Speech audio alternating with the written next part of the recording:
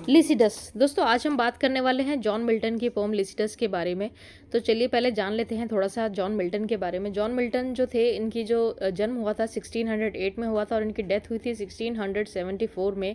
इनको कंसिडर किया जाता है मोस्ट सिग्निफिकेंट इंग्लिश प्लेराइट के रूप में, लेकिन आफ्टर विलियम शेक्सपियर के बाद इन्हें कंसिडर किया जाता है। हिज एपिक, जो इनके एपिक्स हैं वो मैं आपको बता देती हूँ। पैराडाइज लॉस्ट जैसे कि क्लासिकल ट्रेजेडी, सैमसन एगोनिस्ट, और जो इनकी पेस्टोरल एलेजी है वो है लिसिडस, जिसके बारे में आज हम बात करने वाले हैं। तो चलिए शुरू करते हैं।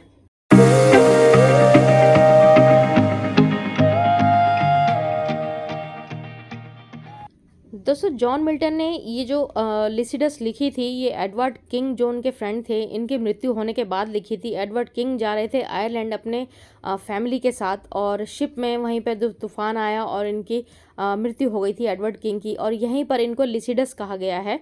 लिसिडस का मतलब एडवर्ड किंग से उनका तात्पर्य है, और तभी उन्होंने ये पेस्टोरल एलिजी लिखी थी। इसको पहले शॉफर्स वगैरह गाया करते थे। जो जॉन मिल्टन यहाँ पर स्पीकर बने हैं, as a speaker John Milton ने ये पोम लिखी है लिसिडस। तो चलिए शुरू करते हैं बिना देरी के।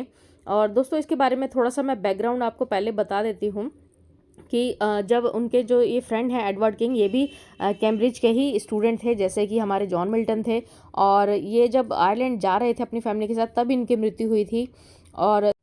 और यहाँ पर शुरू में ही जो जॉन मिल्टन है वो बात कर रहे हैं फूल पत्तियों से। ये मॉर्नफुल सॉन्ग की तरीके से है जिसमें वो शोक व्यक्त कर रहे हैं। तो चलिए मैं आपको इसकी लाइन बाय लाइन समरी करती हूँ, तो ध्यान से देखिएगा दोस्तों। पूरी वीडियो को एंड तक जरूर देखें, तभी आपको समझ में आएगी, क्योंकि ये इतनी डिफ़िकल्ट पोम है कि बिना किसी गाइडेंस के इसको समझना थोड़ा मुश्किल है। तो चलिए शुरू करते हैं। येट वंस मोर ओ ये लॉरेल्स एंड वंस मोर। तो पोइट यहाँ पे कह रहे हैं कि येट वंस मोर, एक बार फिर से, ओ ये लॉरेल्स, जो लॉरेल्स है यहाँ पर एक पौधे का नाम है, एक जंगली पौधे का नाम है। एंड वंस मोर, वो कह रहे हैं लो एक बार मैं फिर से आ गया, ye myrtles brown with ivy never sere. O myrtles brown, जो मर्टल्स ब्राउन है ये एक तरीके का, ये भी एक तरीके का पौधा होता है, जैसे मेहंदी होती है, हिना का पौधा होता है जिसकी हरी हरी पत्तियाँ होती है, लेकिन पीसो तो वो ब्राउन कलर देता है। तो ये उसको एड्रेस कर रहे हैं। विद आईवी नेवर सीयर का मतलब है कि अब तुम दोबारा से इतने हरे भरे रहने वाले नहीं हो। I come to pluck your berries harsh and crude and with forced fingers rude. तो पोइट यहाँ पे कह रहे हैं आई कम टू, मैं फिर से आऊँगा और तुम्हारी जो बेरीज हैं उन्हें तोड़ूंगा। I will pluck your berries harsh and crude, बड़ी क्रूरता से, and with forced finger of rude, और अपनी जो फोर्स्ड फिंगर्स हैं उनसे। Shatter your leaves before the mellowing year bitter constant and sad occasion dear. तो वो कह रहा है कि शटर योर लीव्स, मैं तुम्हारे पत्ते तक तोड़ दूंगा, बिफोर द मैलोइंग ईयर, इससे पहले कि तुम दोबारा से पनपो और पूरे बड़े हो जाओ, मतलब जवान हो जाओ। उस पौधे को वो बोल रहे हैं कि तुम जवान हो जाओ। बिटर कॉन्स्टेंट, ये ऐसा कुछ कड़वा मेरे साथ हुआ है और ये इतना सैड ओकेजन है मेरे प्यारे, ये बहुत ही सैड ओकेजन है मेरे लिए। Compels me to disturb your season due. Compels me to disturb के लिए कह रहे हैं पोएट यहाँ पे कि मैं इतना ज़्यादा उदास हो गया हूँ, मेरी ज़िंदगी बिल्कुल निस्तो नाबूद हो गई है। ये योर सीज़न ड्यू, ये जो साल आया है ये बहुत ही ख़राब है। फॉर लिसिडस इज़ डेड, क्योंकि लिसिडस अब नहीं रहा, लिसिडस अब मर चुका है। डेड एयर हिज प्राइम, क्योंकि अभी तो लिसिडस की जाने की उम्र थी भी नहीं, वो सिर्फ 25 साल की उम्र में ही इस दुनिया को छोड़कर चले गए थे। शिप में समुद्र में डूबने से उनकी मौत हुई थी। आगे पोएट कहते हैं young Lycidas and hath not left his peer who would not sing for Lycidas he knew. Young Lycidas and hath not left his peer का मतलब है कि जो जैसे यंग लिसिडस था उसके जैसा कोई नहीं था। Who would not sing for Lycidas, who would not का यहाँ पर मतलब है आई वुड नॉट, कि मैं तो नहीं कर सकता, और कौन ऐसा होगा जो लिसिडस के लिए गा सकता होगा, सिंग कर सकता होगा। ही न्यू हिमसेल्फ टू सिंग, वो तो खुद ऐसा जाना जाता था, जो उसकी जो पोएम है उसने जो लिखी है और जो गाने हैं वो तो खुद अपने लिए मशहूर था, उसके लिए भला कौन इतना अच्छा गा सकता है। He must not float upon his watery bier, unwept and welter to the parching wind, without the meed of some melodious tear। तो इन लाइनों का जो मतलब है वो ये कहना चाहते हैं कि he must not float, उनको अपनी इस वाटरी बियर का मतलब होता है पानी, समुद्र की कब्र, समुद्री कब्र कह सकते हैं, कि वो उन्हें इस पर नहीं होना चाहिए था। और अब जब वो इस दुनिया में नहीं है तो कौन भला अनवेप्ट रह सकता है। अनवेप्ट बिना रोए, मतलब कि अनवेप्ट मतलब बिना रोए। And welter to the parching wind, और इन हवाओं में without the meed of some melodious tear. Meed का मतलब होता है रिवॉर्ड, तो बिना अपने इन मेलोडियस टीयर को, आंसुओं को बहाए हुए उनके लिए यहाँ पर कौन रह सकता है। तो अब दूसरे स्टेंजा में पोइट कहते हैं, begin then sisters of the sacred well that from beneath the seat of Jove doth spring. तो कह रहे हैं कि जो पोइट यहाँ पर याद कर रहे हैं जो 9 म्यूजिज होती हैं, स्वर्ग की अप्सराएं होती हैं, 9 देवियाँ, उनको बोल रहे हैं that from beneath the seat of Jove, तुम जो बिल्कुल समुद्र की गहराइयाँ होती है वहाँ से कोई ऐसा म्यूज़िक ढूंढ के लाओ जिनसे मैं इंस्पायर होके लिसिडस के लिए एक पोम लिख सकूँ, उसके लिए कुछ लाइनें लिख सकूँ। फिर वो कहते हैं, begin and somewhat loudly sweep the string hands with denial vain and coy excuse. और वो कह रहे हैं उन लाइनों को सुन के इतनी ज़ोर से वो म्यूज़िक बजाओ कि जो मेरे कानों तक पहुँचे, मेरी आत्मा तक पहुँचे, और इसके बदले जो ये मैं बेफिजूल का जो denial when and coy excuse, जो मैं एक्सक्यूज़ दे रहा हूँ, जो मैं शर्मा रहा हूँ, जो कॉयनेस शर्म मुझे आ रही है उन लाइनों को लिखने में, वो मुझे ना आए। So may some gentle muse with lucky words favour my destined urn. वो तो यहाँ पर जॉन मिल्टन कहते हैं, सो मे सम जेंटल म्यूज़, और तुम जो जेंटल म्यूजिज हो, जो 9 देवियाँ हो, विद लकी वर्ड्स, मुझे कुछ ऐसे लकी वर्ड्स दो जो मेरे फेवर में हो और जो मेरी डेस्टिन्ड अर्न। दोस्तों यहाँ पे डेस्टिन्ड अर्न का मतलब है वैसे तो अर्न का मतलब होता है कलश जिसके बाद अस्थियां जिसमें रखी जाती है, लेकिन डेस्टिन्ड अर्न का मतलब यहाँ पे कब्र से है, क्योंकि क्रिश्चियंस में तो दफनाया जाता है, तो वो अपनी कब्र को ही यहाँ पे डेस्टिन अर्न कह रहे हैं कि मेरा जो भी शरीर है, जो मेरी अस्थियाँ हैं, वो मेरी कब्र में ही दफन होंगी। And as he passes turn, और फिर वहाँ पर जो कोई इन फ्यूचर कोई वहाँ से गुजरेगा, कोई पोएट वहाँ से गुजरेगा, वो मेरे लिए ऐसी कुछ लाइनें गाएगा, कुछ गाना बनाएगा मेरे लिए। And bid fair peace to be my sable shroud. और पोएट यहाँ पे कह रहे हैं कि एंड बिड फेयर का मतलब होता है रेस्ट इन पीस। तो रेस्ट इन पीस के लिए वो मेरे कुछ लाइनें बोलेगा जो मुझे अच्छी लगेंगी, मैं अपनी कब्र में सुन रहा हूँगा। To my sable shroud, सेबल shroud का मतलब होता है काला कफन। तो लेते हैं इसका next para. For we were nursed upon the self same hill, fed the same flock by mountain shade and rill. तो पोइट यहाँ पे कह रहे हैं कि जहाँ हम दोनों खुद उस कंट्री साइड में खुद दोनों साथ साथ बड़े हुए हैं, पले हैं, और fed the same flock by fountain shade and rill, और जहाँ हमने अपनी भेड़ बकरियों को एक साथ चराया है, उन फाउंटेन्स में से उन्हें पानी पिलाया है। और रिल का मतलब दोस्तों यहाँ पर है एक छोटी सी प्यारी सी नदी। तो फिर वो कहते हैं, together both at the high lawns appeared under the opening eyelids of the मॉन। तो पोइट यहाँ पे कह रहे हैं कि हम दोनों ने हर चीज़ वो साथ साथ देखी है, वो हाई लॉन्स जहाँ हम जाकर चढ़ जाया करते थे, under the opening eyelids of the मॉन, जहाँ पर सुबह की पहली किरण की जैसे आँख खुलती थी, वो तक हमने देखी है, और उन हाई लॉन्स में जाकर भी हमने वो सारा मैदान देखा है। उसके बाद वो कहते हैं, we drove afield and both together heard What time the grey fly winds her sultry horn। तो वो कहते हैं कि वी ड्रॉ अ फील्ड, हमने वो सारी फील्ड, वो खेत खलिहान जो उनका बचपन बीता था साथ साथ एडवर्ड किंग के साथ, जॉन मिल्टन का, उन सब चीज़ों को वो धीरे धीरे याद कर रहे हैं। एंड बोथ टुगेदर हर्ड, वो हाँकना, उन गडरिया बन के उन भेड़ बकरियों को हाँकते थे। हर्ड मतलब भेड़ बकरियों के झुंड को बोला जाता है दोस्तों। तो what time the grey fly, वो ग्रे फ्लाई जो सल्ट्री हॉर्न मतलब अपनी हॉर्न बजाती थी, शाम होने का हवा का इशारा दिया करती थी।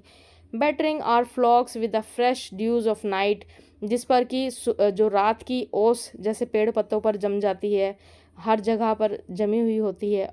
फिर वो कहते हैं, oft till the star that rose at evenings bright toward heaven's descent and sloped his westering wheel.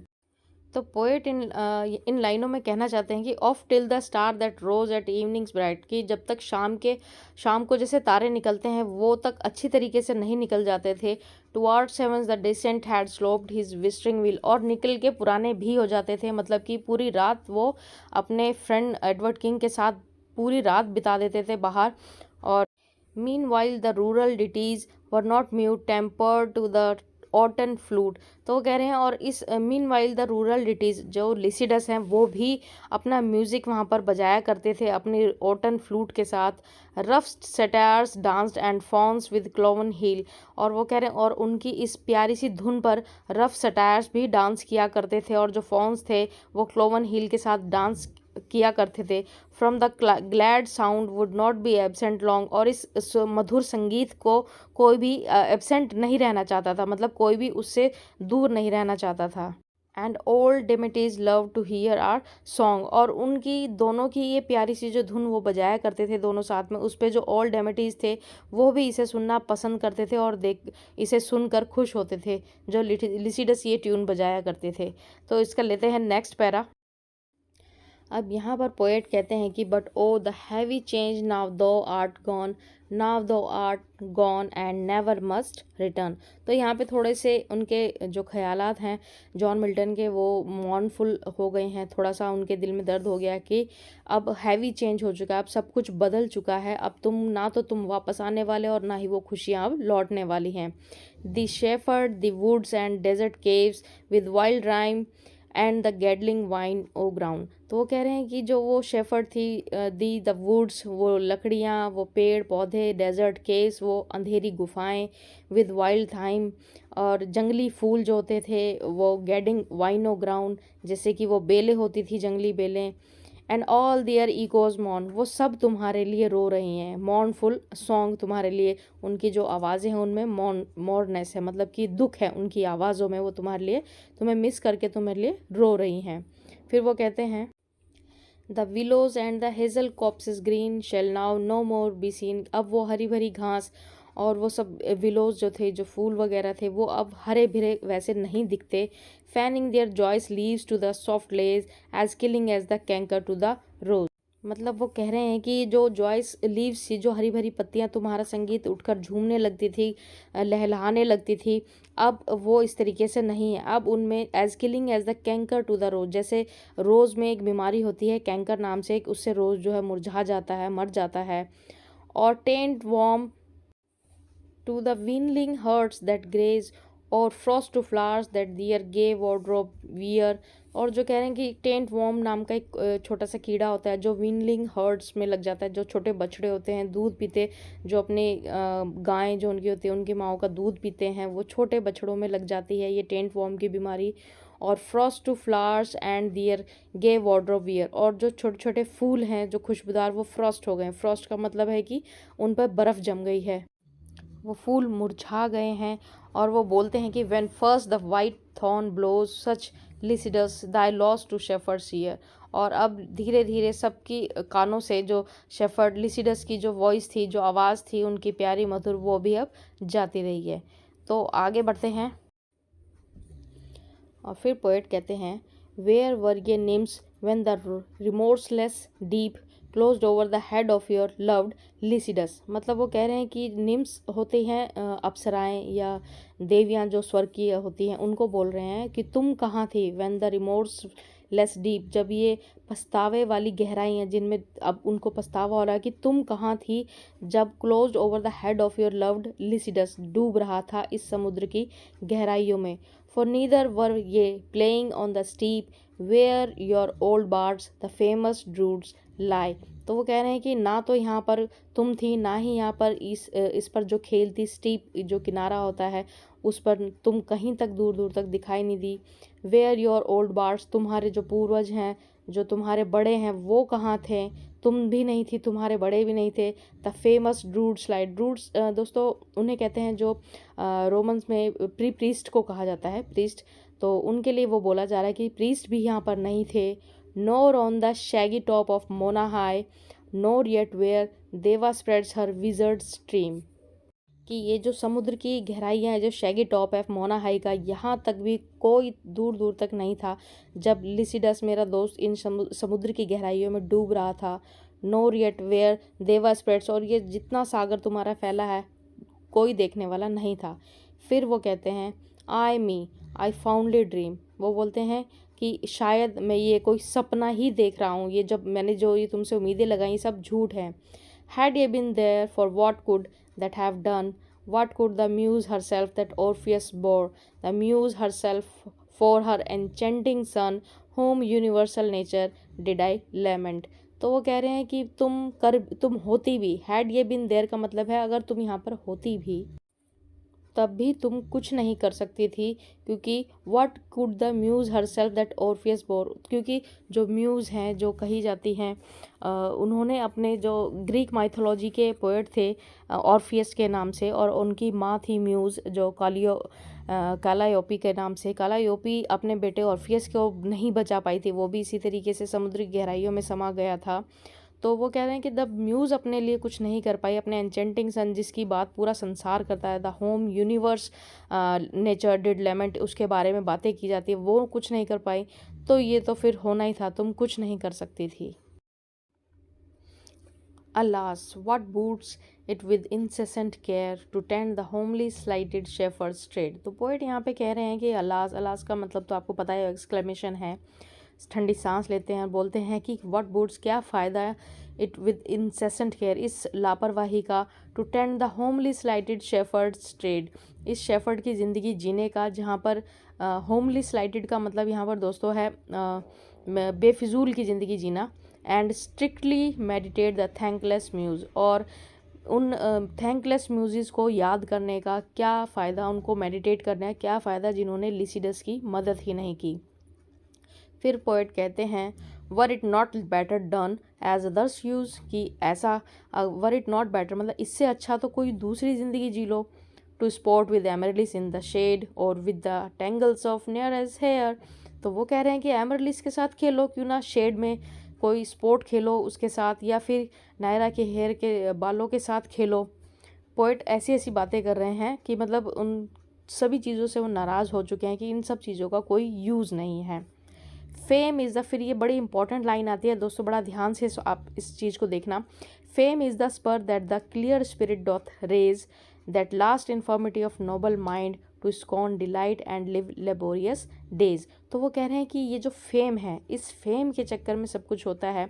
जो क्लियर स्पिरिट होती है, जो हमारी अंतरात्मा होती है, फेम पाने के चक्कर में अपनी ज़िंदगी की लाइफ की जो मेन खुशियाँ होती हैं उसको भूल कर स्कॉन डिलाइट, दूसरों को खुश करने के चक्कर में लेबोरियस ज़िंदगी जीती हैं, और काम पे काम करती रहती हैं, किस लिए, सिर्फ फेम पाने के लिए। But the fair garden when we hope to find and think to burst out into sudden blaze। तो पोएट यहाँ पे कह रहे हैं कि गार्डन का मतलब दोस्तों यहाँ पे रिवॉर्ड से है, कि जब हमें यूँ लगता है, हम ऐसा पाते हैं, वी होप टू फाइंड, कि हमने कोई रिवॉर्ड पा लिया है, and think to burst out into sudden blaze, तो हमारा जैसे ही वो सोचना होता है, हमारी जो सोच होती है वो जल्दी ही बर्स्ट आउट हो जाती है, फूट जाती है। जब कब comes the blind fury with the abhorred shears and slits the thin spun life। जब जो कि वो ब्लाइंड फ्यूरी होती है, जो हमारी ब्लाइंड फ्यूरी मतलब जो मौत की देवी होती है, वो आती हैं अपनी कटिंग शेयर, अपनी कैंची को लेकर, और हमारे जो लाइफ के धागे होते हैं उन्हें स्लिट कर देती है, उन्हें काट देती है। बट नॉट द प्रेज, यहाँ पे फीबस आते हैं उसके तारीफ़ करने के लिए, लिसिडस की जो पोम जॉन मिल्टन बोल रहे हैं उसके लिए। But not the praise, Phoebus replied and touched my trembling ears, fame is no plant that grows on mortal soil.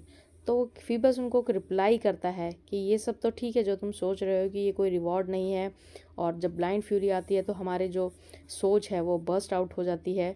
But not the praise, Phoebus कहते हैं कि ये जो फेम है ये कोई पौधा नहीं है जो कि इस मॉर्टल वर्ल्ड में, इस संसार में, इस मृत्यु लोक में उस मिट्टी पर पनपे। नोर इन द ग्लिस्टरिंग फॉइल, ना ही ये कोई चमकती हुई चीज़ है, ना ही कोई चमकने वाली ऐसी चीज़ है जो कि set off to the world, nor in broad rumour lies, but lives and spreads aloft by those pure eyes and perfect witness of all judging Jove, as he pronounces lastly on each deed of so much fame in heavens expect thy need।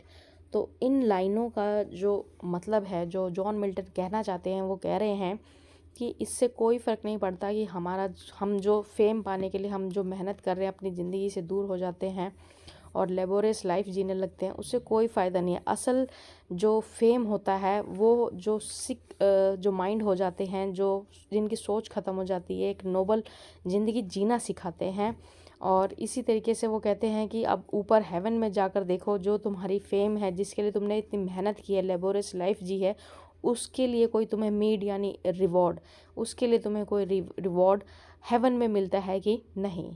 तो इसी के साथ यहाँ पर ये half poem हमने cover कर ली है, आधी पोएम कवर हो गई है दोस्तों। तो नेक्स्ट आधी पोएम के लिए मिलते हैं हम दूसरे वीडियो में। आशा करती हूँ आपको ये वीडियो ज़रूर पसंद आई होगी, मुझे कमेंट करके ज़रूर बताएं और चैनल को सब्सक्राइब करना बिल्कुल ना भूलें, बेल आइकन को दबाएं और ताकि आपको मेरी लेटेस्ट वीडियोस भी मिलती रहें। Thank you so